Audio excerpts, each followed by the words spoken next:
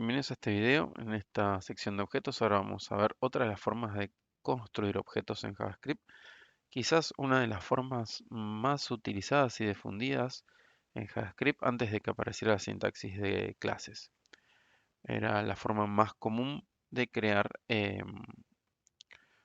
objetos en JavaScript de una forma estandarizada y organizada. Bien, hay un detalle que es importante a la hora de hablar de la creación de objetos.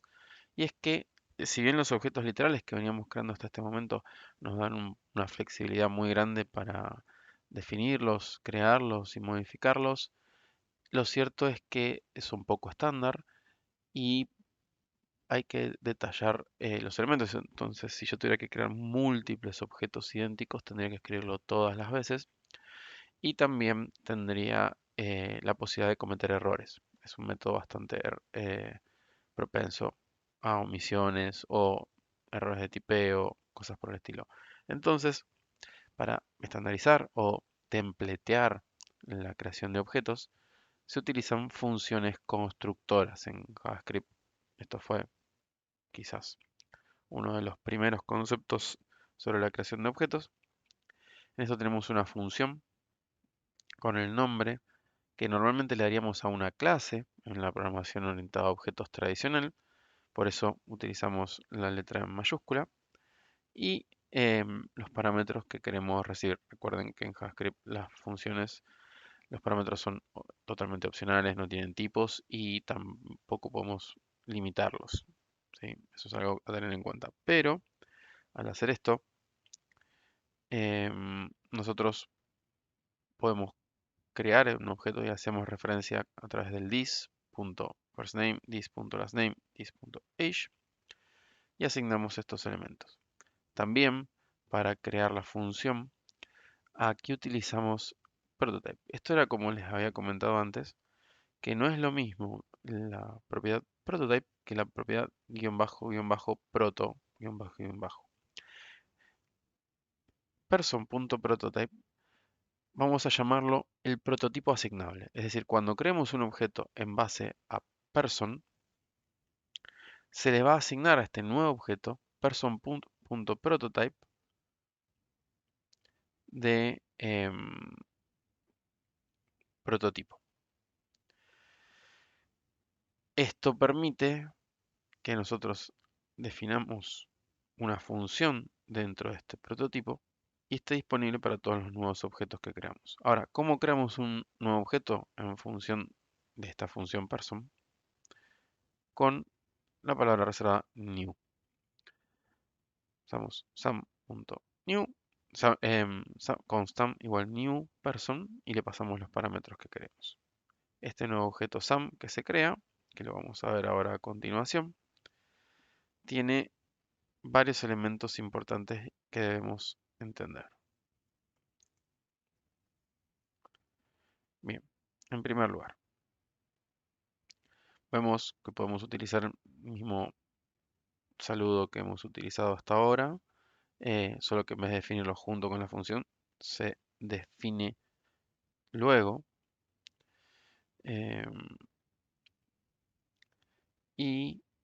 Acá preguntamos si el prototipo de Sam es person, es decir, si person es el prototipo del objeto que creamos con new y vemos que no lo es.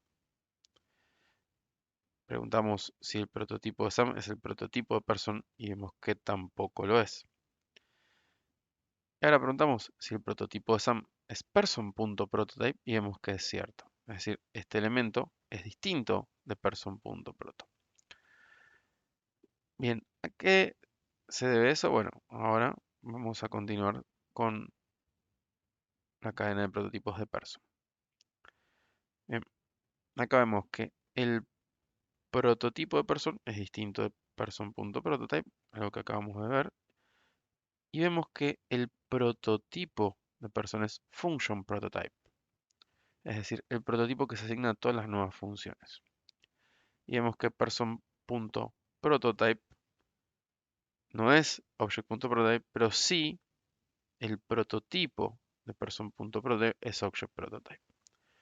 Bien, Esto parece un poco confuso, entonces vamos a acudir a una representación gráfica un poco más fácil de procesar.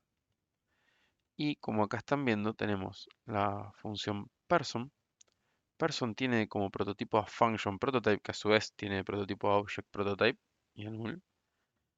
Pero person, cuando se crea esta función person, define un elemento llamado person.prototype.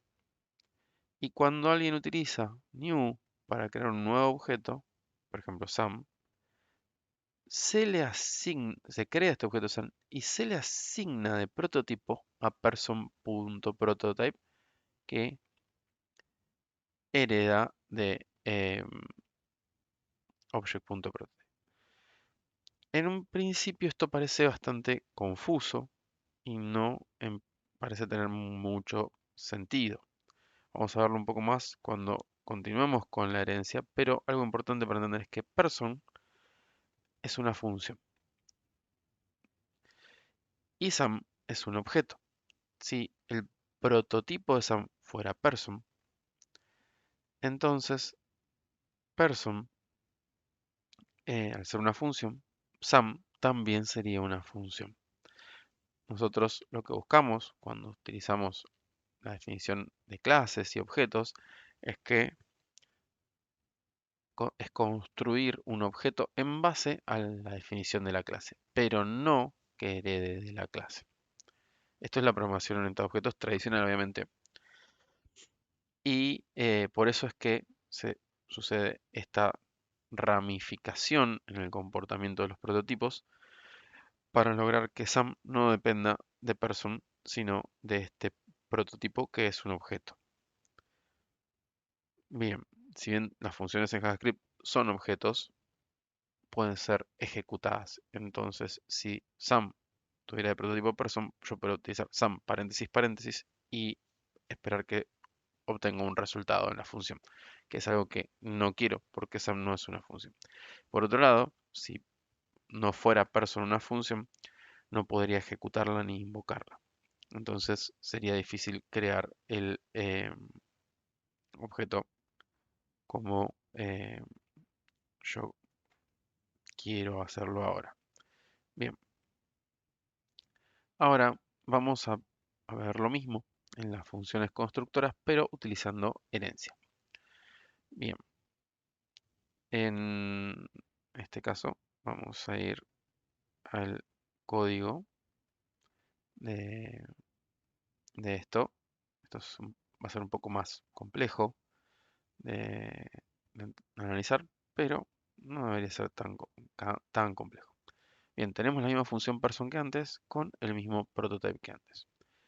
Ahora solo vamos a definir una nueva función, author, que vendría a actuar como subclase en términos de programación orientada a objetos tradicional, donde em, heredaría de person. Para ello, lo primero que hacemos es en author invocar a person con este objeto this para decirle los métodos de person y los elementos de person, ejecutarlo con las variables y las propiedades que tengo aquí. Le paso los parámetros que se necesitan para person y agrego el elemento adicional de esta función barra subclase, por así decirlo. Bien, pero no termina aquí. Para poder lograr emular el comportamiento de la herencia tradicional, tenemos que hacer dos cosas. Primero, que el prototype de autor tenga de prototipo al prototype de person. De esta forma, cuando creemos un objeto en base a author, tenga author.prototype de prototype y ese a su vez pueda seguir por person.prototype y tenga entonces funciones como greet disponible. Sin embargo, al hacer esto, perdemos el constructor, que es esta función que ejecutamos aquí, la perdemos al definir el prototipo. Entonces reasignamos el constructor luego de esto. Y después podemos continuar modificando el prototype para agregar los métodos que necesitemos, lo mismo que hacíamos con grid. Esto es un poco complejo y es muy específico de cómo funcionan los prototipos y los constructores de la programación prototipada y suele ser la causa de muchos errores al utilizar funciones constructoras para simular herencia. Bien, por ese motivo se creó actualmente la sintaxis de clases que simplifica y oculta toda esta complejidad. Bien, ahora volviendo a nuestro caso, vamos a crear nuestro objeto SAM en base a person con sus atributos y nuestro objeto mark en base a autor, que es una subclase de person, o simulamos una subclase de person con todos sus atributos. Finalmente vamos a ver el resultado. Bien, yendo al principio, vemos que el saludo de Sam funciona correctamente y el de Mark también, igualmente a como lo habíamos hecho en las otras formas de construir.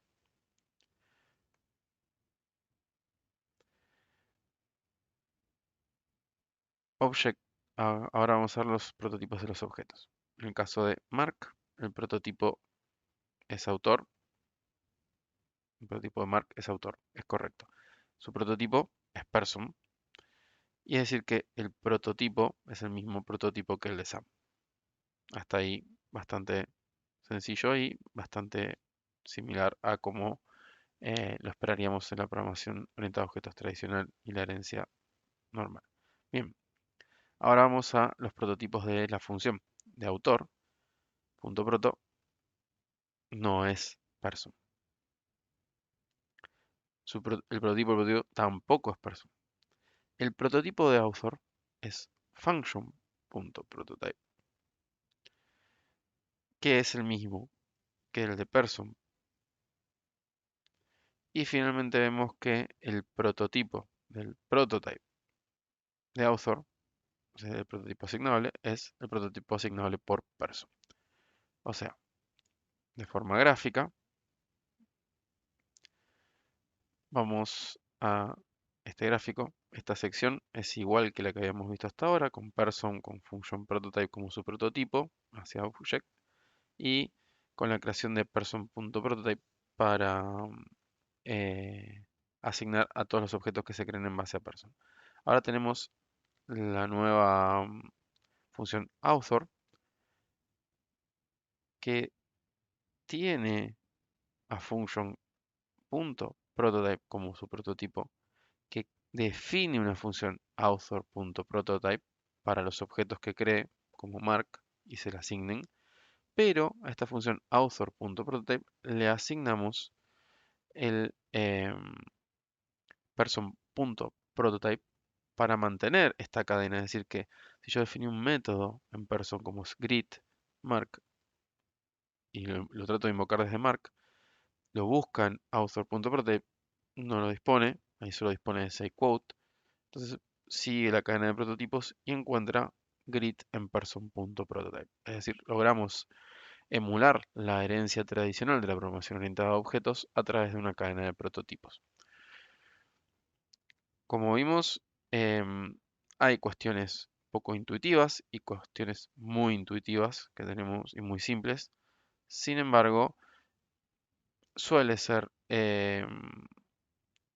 complejo de entender en términos eh, de la programación orientada a objetos tradicional y lleva un tiempo acostumbrarse. Sin embargo, las funciones constructoras son quizás una de las formas más utilizadas de implementar clases y herencias en JavaScript desde hace muchos años y permitían una flexibilidad muy grande a la hora de hacerlo, eh, aunque la sintaxis puede ser un poco compleja, lo cual llevó a que mucha gente creara algún conjunto de librerías o encapsulara esta complejidad en cierta metodología que podía reutilizar a lo largo de toda su aplicación. Bien, espero que se haya entendido y haya sido de utilidad. Hasta el próximo video.